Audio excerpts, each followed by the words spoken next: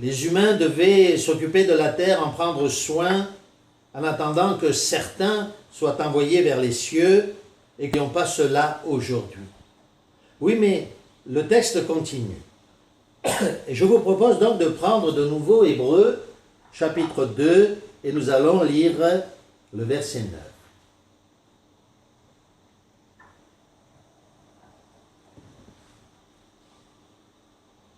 Celui qui a été abaissé pour peu de temps au-dessous des anges, Jésus. Nous le voyons, lui, couronné de gloire et d'honneur à cause de la souffrance de la mort, afin que par la grâce de Dieu, il goûte la mort pour nous. Donc si nous ne voyons pas aujourd'hui que les humains soient devenus parfaits, qu'ils dominent sur les animaux, et sur les bêtes des champs et la création,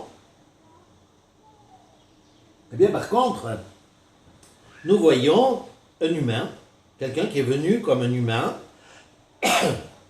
Dieu incarné, couronné de gloire et d'honneur, et lui, nous le voyons déjà prendre soin de la terre et s'en occuper.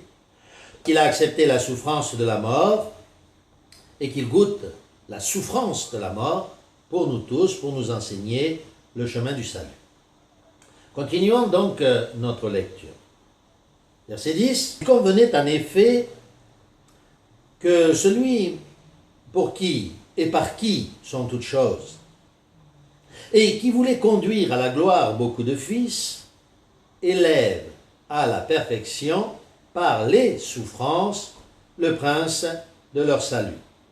Ce texte nous montre donc que Dieu, le Père, a voulu élever le Fils, et donc nous voyons au passage que le Fils n'est pas le Père, et que le Père n'est pas Dieu. Mais le Fils est Dieu, parce que le Père est Dieu, et que le Fils est son Fils. Donc le Père voulait élever le Fils à la perfection. Et comment faire? Eh bien à travers les souffrances. Eh bien réfléchissons un instant. Nous aussi, il nous arrive de souffrir. Il nous arrive même de souffrir pour le nom de Christ, parce que nous sommes chrétiens. Parce que nous sommes chrétiens, on se moque de nous. Parce que nous sommes chrétiens, on peut nous insulter. Parce que nous sommes chrétiens, on peut nous frapper. On peut nous faire beaucoup de choses. Oui, mais c'est parce que nous sommes chrétiens que nous sommes élevés peu à peu à la perfection. Si nous refusons d'être disciplinés, si nous refusons les souffrances du fait que nous sommes chrétiens, si nous refusons de dire « oui, je suis chrétien », vous me persécutez, vous m'insultez, mais peu importe, je continue, eh bien nous ne pourrons jamais être élevés à la perfection et nous serons même rejetés par le Père. Nous avons bien vu que le Christ devait être élevé par la souffrance, et nous continuons au verset 10. Il convenait en effet que celui pour qui et par qui sont toutes choses, donc le Père, nous le relisons, et qui voulait conduire à la gloire beaucoup de fils, notez cette pensée, beaucoup de fils, c'est nous, élève à la perfection son fils. Jean que le Père a élevé son Fils à la perfection par la souffrance, le texte nous dit bien que nous aussi, nous devons être élevés par la souffrance pour devenir fils de Dieu, beaucoup de fils. Continuons, verset 11. Car celui qui sanctifie et ceux, au pluriel, qui sont sanctifiés, c'est-à-dire nous, sont tous issus d'un seul, c'est-à-dire le Christ, le Père. C'est pourquoi il n'a pas honte de les appeler frères.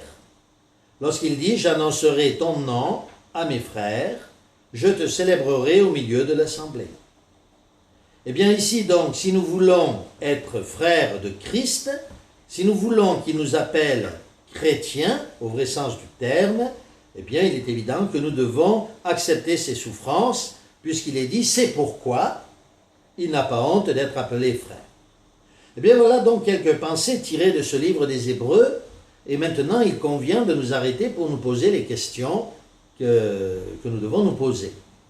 Premièrement, est-ce que j'ai bien compris que nous ne pouvons entrer dans le royaume de Dieu que parce que nous suivons exactement le chemin tracé par le Christ et la loi de Dieu? Si nous ne suivons pas ce chemin, nous n'entrerons pas dans le paradis de Dieu.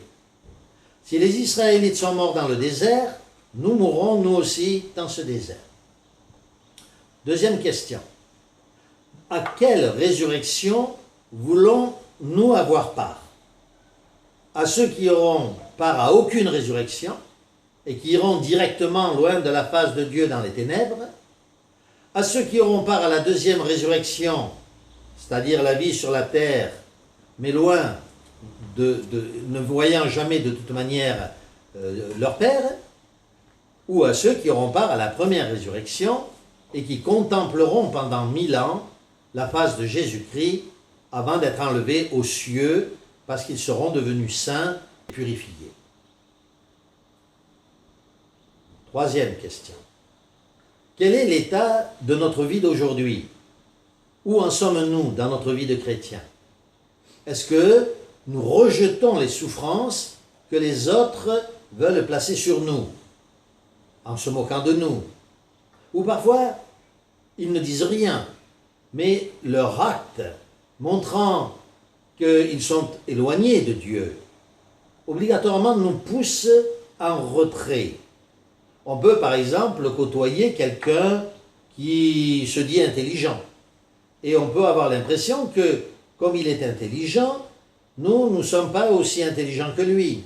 En conséquence, ce qu'il dit va être une oppression contre nous, même s'il ne dit rien, parce que nous nous sentirons inférieurs, lui ne croyant pas en Dieu, nous croyant en Dieu, peut-être ce sera là sournoisement une forme d'oppression.